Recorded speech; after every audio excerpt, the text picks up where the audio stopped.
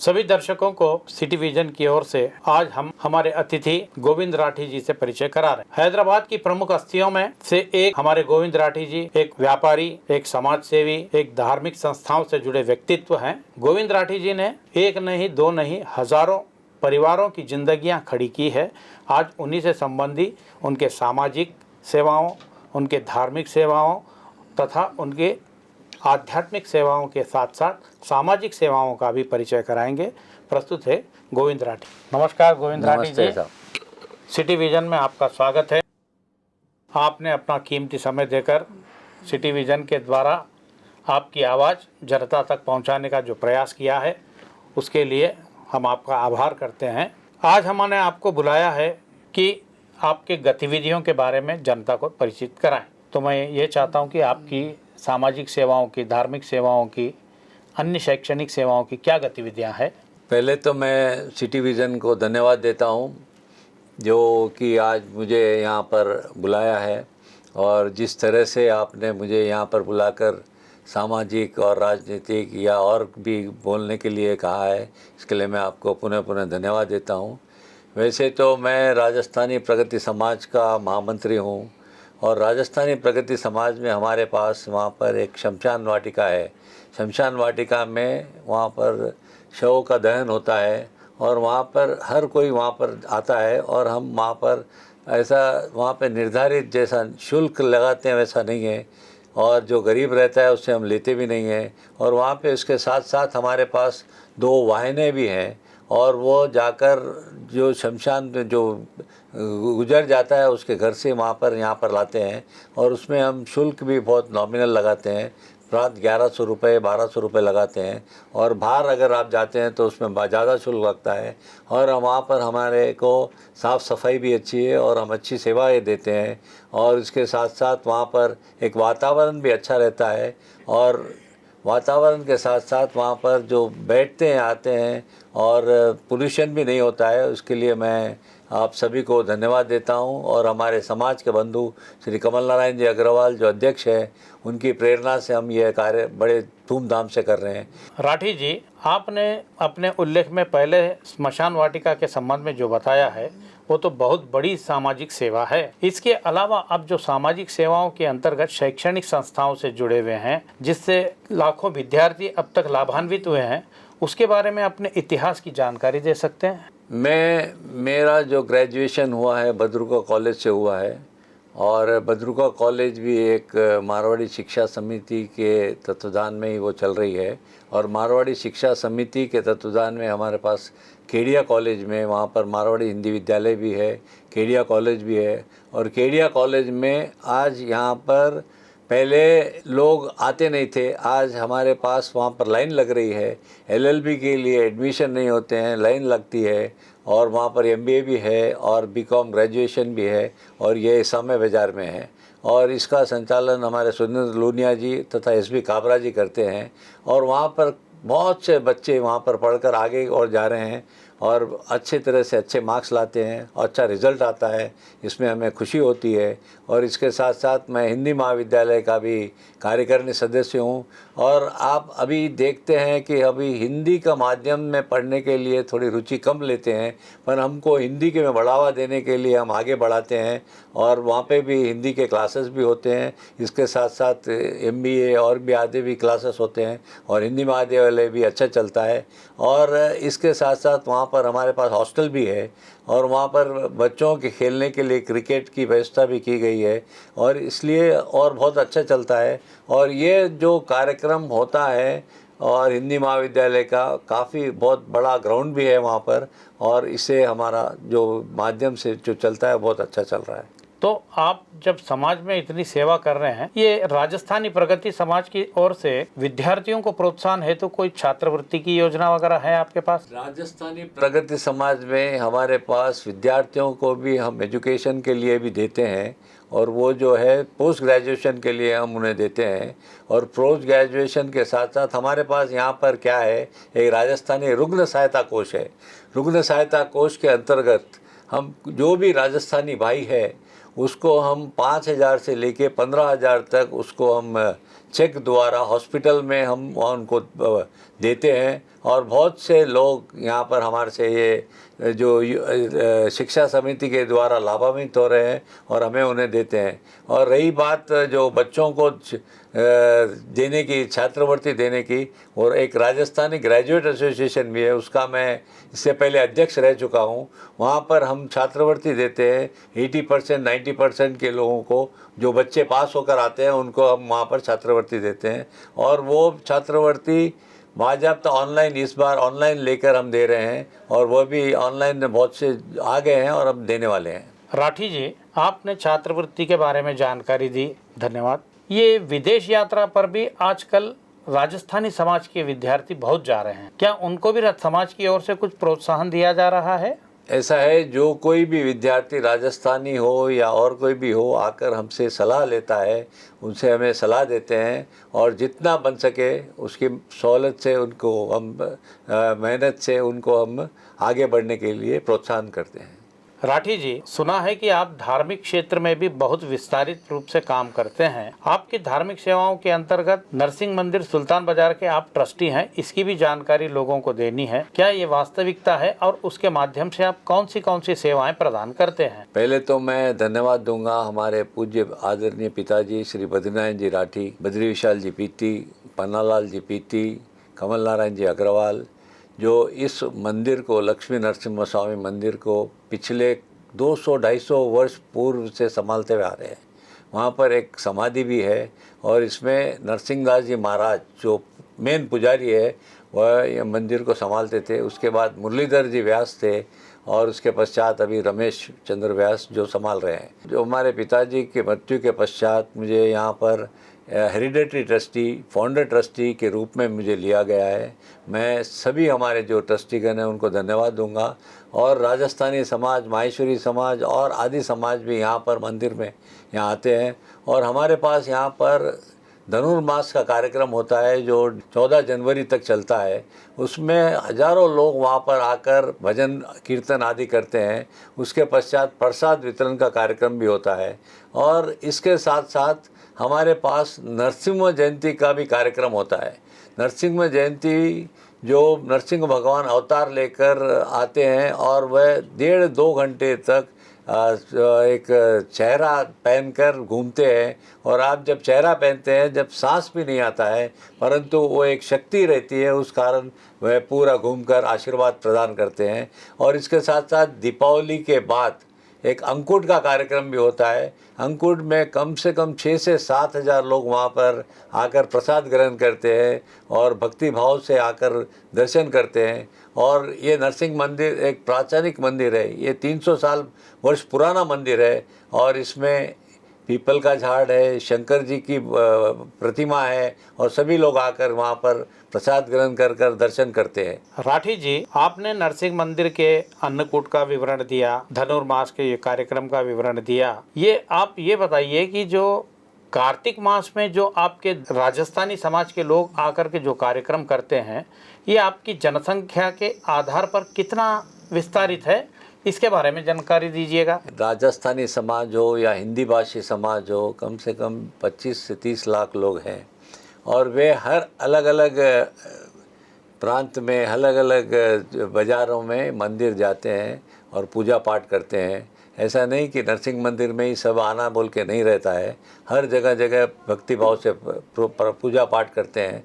और सुबह 4:30-5 बजे उठकर आकर भगवान के दर्शन करते हैं, आरती में भाग लेते हैं।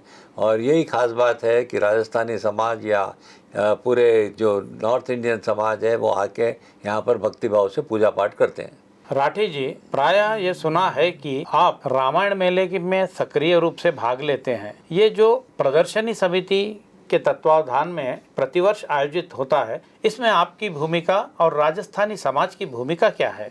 राजस्थानी प्रगति समाज एवं प्रदर्शनी दशहरा समिति और इकोनॉमिक कमेटी के तत्वावधान में पिछले 50 वर्षों से, ये हमारा 50वां वर्ष है जो हम रामायण मेला वहाँ पर करने जा रहे हैं।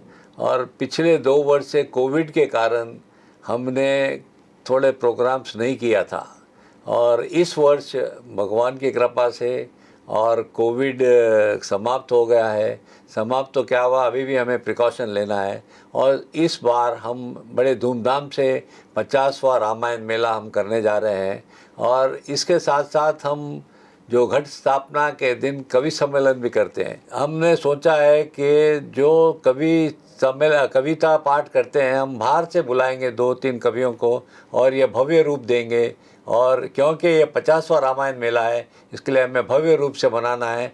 और इसके साथ साथ हम प्रति वर्ष डांडिया का प्रोग्राम भी करते हैं। डांडिया का प्रोग्राम में 5 दिन का डांडिया प्रोग्राम होता है। और इसमें ख़ास बात यह है कि जो लोग डांडिया खेलने आते हैं, हम उन्हें तिलक लगाकर अंदर प्रवेश पत्र देते हैं। जो दशहरे के दिन रावण दहन का कार्यक्रम होता है, और रावण दहन के कार्यक्रम में हजारों लोग वहाँ पर आकर पार्टिसिपेट करते हैं, भाग लेते हैं। और इससे पहले शमी पूजन का कार्यक्रम होता है। शमी पूजन का कार्यक्रम जो 5-5:30 बजे होता है, उसके बाद रावण दहन का कार्यक्रम होता है। और इसके साथ साथ यहाँ पर कल्चरल प्रोग्राम होता है। तेलंगाना स्टेट गवर्नमेंट के तरफ से हमको हम लेटर देके उनको कल्चरल टीम आती है, और वह लोगों को वहाँ पर, चाहे वो हिंदी रहने दो, तेलुगु रहने दो, कल्चरल टीम सबको उत्साहित करती है। और सबको वहाँ पर रावण दहन का कार्यक्रम होता है। इसके साथ साथ आतिशबाजी होती है। आतिशबाजी भी ऐसे वैसे नहीं है कि 1-2 आतिशबाजी, घंटों तक आतिशबाजी चलती है। उसके बाद रावण दहन का कार्यक्रम होता है, और पश्चात लोग अपने अपने घर जाते हैं और दशहरा बनाते हैं। हमारे दर्शकों को इस बात की जानकारी आपके माध्यम से दिलाना चाहता हूँ कि समाज में आप लोग जो कार्यक्रम करते हैं, उसमें महिलाओं का भी योगदान होता है। महिला समाज के भी कार्यक्रम हैं। आप समाज की ओर से महिलाओं को किस प्रकार से प्रोत्साहित करते हैं, उनके द्वारा किस प्रकार की आप उम्मीद भी रखते हैं, इसकी जानकारी थोड़ा देंगे? महिला ही नारी शक्ति, महिला ही शक्ति कहलाती है। और मैं इससे पहले आपको रामायण मेले में जो कार्यक्रम होते हैं उसकी गतिविधियों के बारे में मैंने आपको, इसमें पहले बाल संस्कार शिविर होता था, 2 साल पहले किया था हमने, क्योंकि कोविड के कारण ये कार्यक्रम नहीं गया है। इसमें अलग अलग समितियां बनती है, और इस बाल संस्कार शिविर में महिला ही देखती है, पूरी महिला समिति रहती है, वो पूरा बाल संस्कार शिविर देखती है। और बाल संस्कार शिविर में 5 साल से लेके 12 साल 15 साल तक विद्यार्थी आते हैं। और महिलाओं को ही पता है कि बाल बच्चों को किस तरह से देखना चाहिए, इसलिए हम वो समिति, पूरी महिला समिति रहती है। और इसके साथ साथ रामायण प्रश्न मंच होता है। रामायण प्रश्न मंच में महिलाएं ज़्यादा भाग लेती है, और उसके साथ साथ जो क्वेश्चन भी पूछते हैं महिला ही पूछती है। उसमें हमारे कलावती जाजू है और एक नंदगोपाल जी भट्टड़ है, वह पूरे क्वेश्चंस महिला की तरफ से भी पूछते हैं। और इसमें महिलाएं की उपस्थिति जेंट्स की उपस्थिति से हटकर महिला की उपस्थिति ज़्यादा होती है।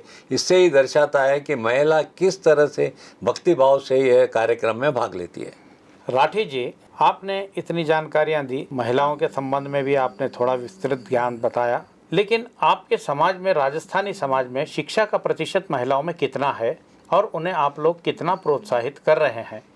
जैसे कि सरोज बजाज जी भी शिक्षा के क्षेत्र से जुड़ी हुई हैं, क्या आप उनसे संबंधी, महिलाओं की शिक्षा से संबंधी कोई जानकारियां हमें देंगे?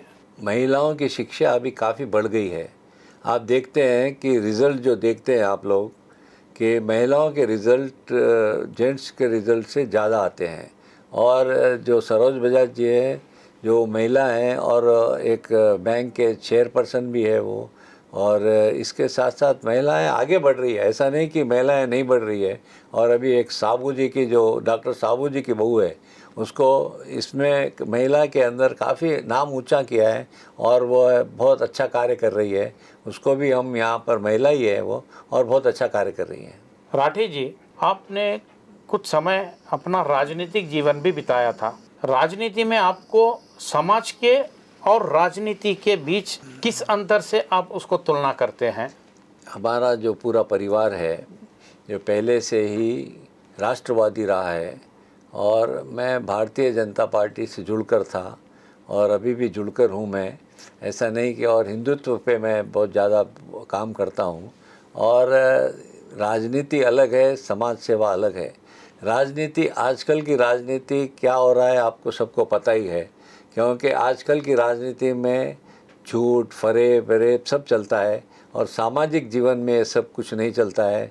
इसलिए राजनीति को सामाजिक से जोड़ना बहुत अच्छी बात नहीं है और इसमें मैं बहुत ईमानदारी से काम करना चाहता हूँ, चाहे वह राजनीतिक होने दो या सामाजिक होने दो।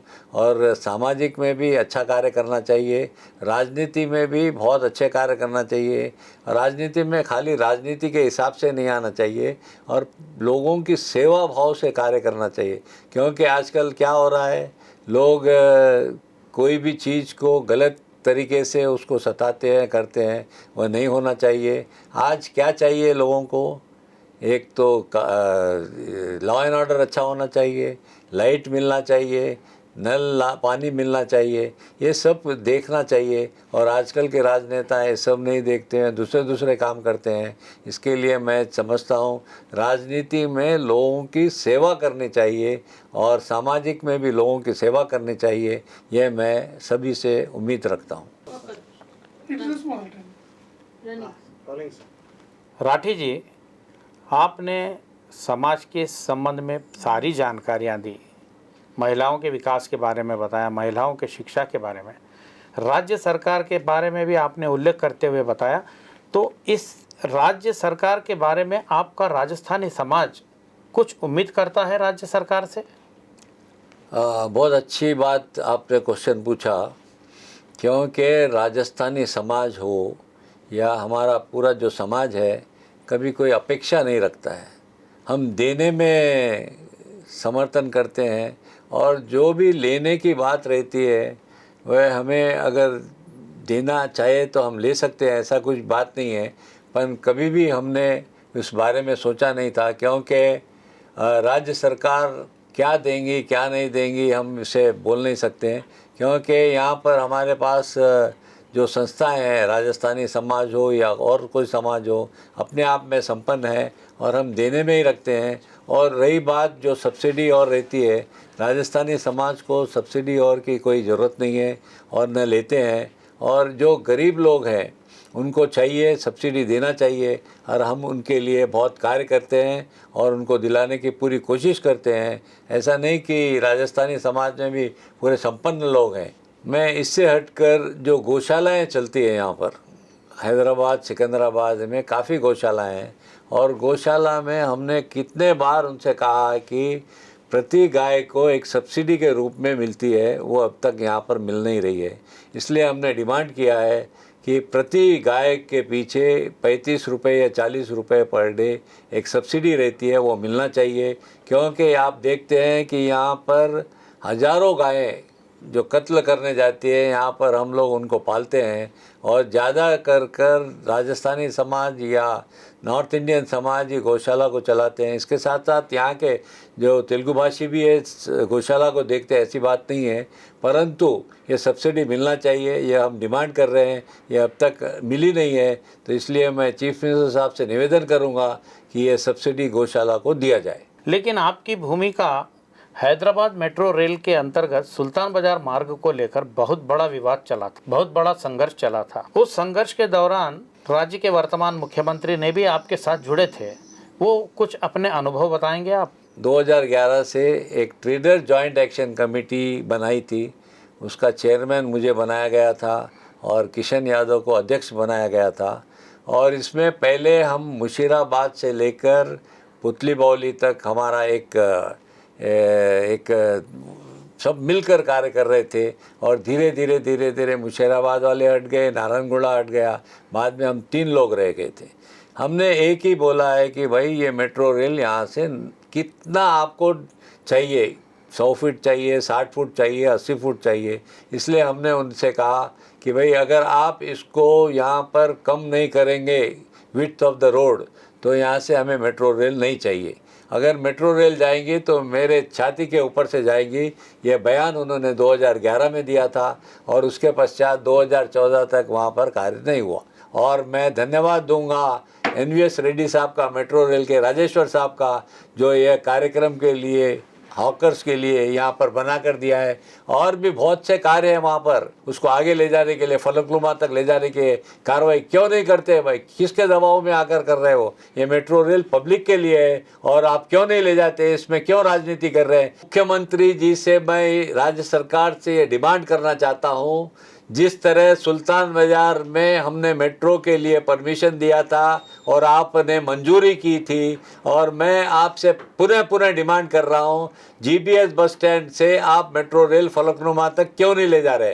ये किसके दबाव में आकर आपने रोक दिया है? एमआईएम के दबाव में आकर रोक दिया है। ये वोटों की राजनीति मत कीजिए मुख्यमंत्री जी, और आप तुरंत मेट्रो का कार्य शुरू कीजिए, ताकि जो मेट्रो से ओल्ड सिटी से हमारे सुल्तान बाजार में जो लोग आना चाहते हैं वह तुरंत आ जाएंगे। क्योंकि आपने चार मीनार का रोड भी बंद कर दिया। चार मीनार का रोड बंद करने के बाद में सब्जी मंडी रोड पर काफ़ी ट्रैफिक हो गई है, इसलिए मेट्रो आने के बाद में बहुत सी सहूलत होगी। और आप एमआईएम के दबाव में आकर यह कार्य मत कीजिए मुख्यमंत्री जी, ये हम आपको चेतावनी दे रहे हैं। राठी जी, मैं आपसे ये जानना चाहता हूँ कि आपने मीराला मंडी का जो जिक्र करके वहाँ की यातायात समस्या को लेकर के बताया, इससे हमारे राजस्थानी समाज वाले भी पुराने शहर में ज़्यादा मात्रा में लोग रहते हैं, उन पर इसका क्या असर पड़ता है? उनकी ओर से आप क्या कहना चाहेंगे? तेलंगाना के हैदराबाद के प्रदेश के लिए बात कर रहा हूँ। इसमें राजस्थानी भी आते हैं, तेलुगु भाषी भी आते हैं, मुस्लिम्स भी आते हैं और क्रिश्चियंस भी आते हैं, सिख भी आते हैं। ऐसा नहीं कि मैं एक वर्ग के लिए बात कर रहा हूँ। ये मेट्रो रेल जो वहाँ पर जाना चाहे, उसमें कोई नाम से बोल कर नहीं जाते हैं कि ये हिंदू है या मुस्लिम है या राजस्थानी है।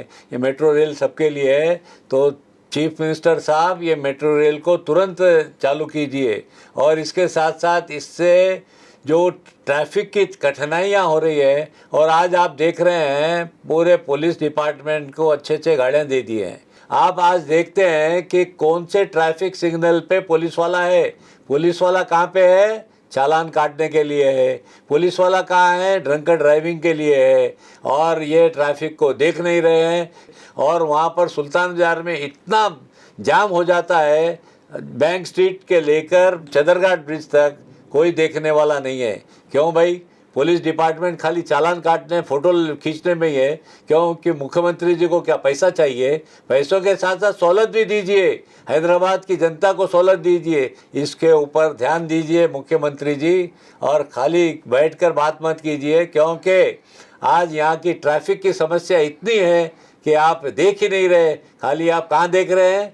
हाईटेक सिटी और गच्चीबौली, वहाँ देख रहे हैं। क्योंकि मेरे को समझ में नहीं आता है कि इसमें आपका क्या स्वार्थ है। इसके साथ साथ आप ओल्ड सिटी को भी देखिए। ओल्ड सिटी में रहने लायक नहीं है, घूमने लायक नहीं है, रोड ठीक नहीं है, ड्रेनेज ठीक नहीं है। और ये सब को देखते हुए आपको, पुलिस डिपार्टमेंट को भी हम हिदायत देते हैं कि खाली चालान काटने के लिए और भी कार्य आपको करना चाहिए। राठी जी, अब हम थोड़ा मंद होते हुए आपके पारिवारिक जीवन की ओर चलते हैं। आप किसकी प्रेरणा से यहाँ पधारे हैं? ये आपके पारिवारिक जीवन के बारे में कुछ परिचय देंगे? आनंद जी, पहले तो मैं आपको बतला देना चाहता हूँ कि राजस्थानी समाज हो, हमारा समाज हो, पिछले कई वर्षों से यहाँ पर है। मेरे पिताजी यहाँ पर आए थे, और मेरी पैदाइश तो हैदराबाद की है, और हम तेलंगाना के निवासी हैं। और हमारे आदरणीय पूजनीय स्वर्गीय बद्रीनाथ जी राठी, वो कभी भी कोई पोस्ट के लिए भागे नहीं, और वह जो कार्य किए हैं वो प्रेरणा से हम आगे बढ़कर हम कार्य कर रहे हैं। स्थानीय प्रगति समाज के भी सदस्य रह चुके हैं, और ऑल इंडिया माहेश्वरी महासभा के सभापति थे, और हाल ही में मैं वहाँ पर डायरेक्टर भी हूँ। ये सब का मेरे को प्रेरणा मिली है हमारे पूज्यनीय पिताजी बद्रीनाथ जी राठी जी, उनकी प्रेरणा से मैं आगे बढ़ रहा हूँ। और जो मेरे छोटे भाई है हरिनारायण राठी, पहले हैदराबाद स्टॉक एक्सचेंज के नाम से था, वह उसके प्रेसिडेंट रह चुके हैं। ये तेलंगाना माहेश्वरी महासभा के भी वो प्रेसिडेंट है, और वह मेरा परिचय बहुत ही वो है, क्योंकि हम कार्य करने में रुचि रखते हैं। हमारे पिताजी बद्रीनाथ जी राठी नरसिंह मंदिर के मैनेजिंग ट्रस्टी भी रह चुके हैं। जब मंदिर में हम कार्यकर्ता के हिसाब से कार्य करते थे, और कभी भी हम कोई पोस्ट नहीं था, ये हमने उनसे सीखा है, और आगे भी हम ऐसे करेंगे। राठी जी, महेश बैंक में हाल ही में एक घोटाला हुआ था जिसके बारे में बहुत कुछ चर्चा चली थी, उसके बारे में आपके विचार क्या है? पहली बात तो आप जो क्वेश्चन पूछ रहे हैं वो गलत क्वेश्चन है। घोटाला नहीं हुआ इसमें साइबर क्राइम हुआ है। साइबर क्राइम आज पूरे वर्ल्ड में हो रहा है, ऐसी नई बात नहीं है। और ये साइबर क्राइम में मैं धन्यवाद दूंगा हमारे जो वहाँ पर जो काम करने वाले हैं, ऑफिसर्स हैं। 12.5 करोड़ में ये रुक गया। अगर वो नहीं चेतते तो ये 100 करोड़ में जाता था। इसलिए इसको घोटाला मत कीजिए। ये साइबर क्राइम है, ये किसी के हाथ में नहीं है। और इसके लिए मैं हमारे जो ऑफिसर्स हैं उनको धन्यवाद दूंगा कि यहाँ पर रुक गया है और उसकी अभी पुलिस कार्रवाई चल रही है। आपने साइबर क्राइम की बात कर दी, इसके पीछे आपके चेयरमैन का योगदान क्या रहा? साइबर क्राइम में कोई चेयरमैन का योगदान नहीं रहता है। साइबर क्राइम हो गया है। चेयरमैन से पूछ के साइबर क्राइम नहीं होता है ये। चेयरमैन तो बाद में इसको कैसा पकड़ना, कैसा क्या करना, पुलिस डिपार्टमेंट में क्या करना, वो कार्य करता है। चेयरमैन का कोई कार्य नहीं है। चेयरमैन थोड़ी बोला कि साइबर क्राइम करो बोल के। तो ये आप जो क्वेश्चन पूछ रहे हैं, खैर उसका पूछे, ठीक है, परंतु इसमें कोई चेयरमैन का हाथ नहीं रहता है। ये साइबर क्राइम के पीछे जो एक कार्ड होता है उसका हाथ रहता है। राठी जी, साइबर अपराध के मामले में जो घटना घटी उसके बारे में आपने इतना विस्तार से बताया, बहुत बहुत धन्यवाद। लेकिन इससे पीड़ित कोई व्यक्ति है क्या, उसके बारे में आपकी क्या राय है? मैं आपको बतला देना चाहता हूँ कि एक भी अकाउंट से पैसे नहीं गए हैं और जिसके भी अकाउंट है उनको एक पैसा भी नुकसान नहीं हुआ है। यह नुकसान बैंक का नुकसान है। जो प्रॉफिट में बैंक का नुकसान थोड़ा कम होने वाला है और इंश्योरेंस का कार्य चल रहा है। इंश्योरेंस से अगर भगवान चाहे तो हमें पैसे भी मिल जाएंगे। राठी जी, हम आपके आभारी हैं कि आप सिटी विज़न के स्टूडियो तक आकर के अपने विचार व्यक्त कर अपने समाज को जानकारी देने का जो प्रयास किया है उसके लिए बहुत बहुत धन्यवाद। आप आपकी ओर से समाज को क्या संदेश देना चाहते हैं, देने की कृपा करें। मैं तो पहले तो पूरा सिटी विज़न टीम को धन्यवाद दूंगा कि आज आप मुझे यहाँ पर बुलाकर जो मेरा मान सम्मान बढ़ाया, इसके लिए मैं आप सभी को धन्यवाद दूंगा। और एक ही बात कहूँगा, चाहे वह कोई समाज के रहने दो, धोखा मत दीजिए, सही सही बोलिए और सेवा भाव कीजिए और गौ माता की सेवा कीजिए। गौशाला में जाइए, भगवान के मंदिर जाइए, दर्शन कीजिए। और एक बात कहना चाहता हूँ कि आजकल के जो नवयुवक पीढ़ी है और जो शादीशुदा है, जो बच्चों को मंदिर ले जाना चाहिए और उनको अपने संस्कार देना चाहिए, ये हम पीछे हो रहे हैं। इसके लिए मैं सभी राजस्थानी समाज और अन्य समाज से भी निवेदन करूँगा कि बच्चों को संस्कार दीजिए। बच्चे ही आगे बढ़कर देश के भविष्य है और इस भविष्य को कायम रखने के लिए उन्हें अच्छे संस्कार दीजिए, अच्छा पढ़ाइए, खेलकूद के लिए ले जाइए, व्यायाम कराइए। यही मेरा सभी को संदेश है। जय श्री राम। आज के कार्यक्रम में राठी जी ने हमें बहुत कुछ जानकारियाँ दी। यहाँ से हम अपना साक्षात्कार समाप्त कर। बहुत बहुत धन्यवाद आपका।